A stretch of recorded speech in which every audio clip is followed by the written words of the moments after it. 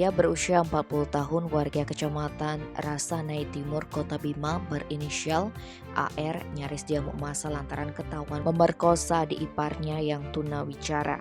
Kasihumas Polres Bima Kota, Ibtu Jufrin memaparkan perbuatan pria yang sudah beristri ini awalnya diketahui keluarga korban, lalu melaporkan kepada adik lelaki korban yang saat itu sedang menonton sepak bola di lapangan desa setempat.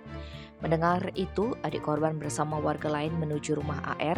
Warga mengepung rumahnya dan bersiap menghakimi AR. Beruntung, Babin Kantimas dan Babinsa Kelurahan setempat bergerak cepat menenangkan warga. Pelaku AR berhasil diselamatkan dan langsung diamankan Polsek Rasanai Timur. Kini pelaku ditahan di Polres Bima Kota untuk diproses lebih lanjut.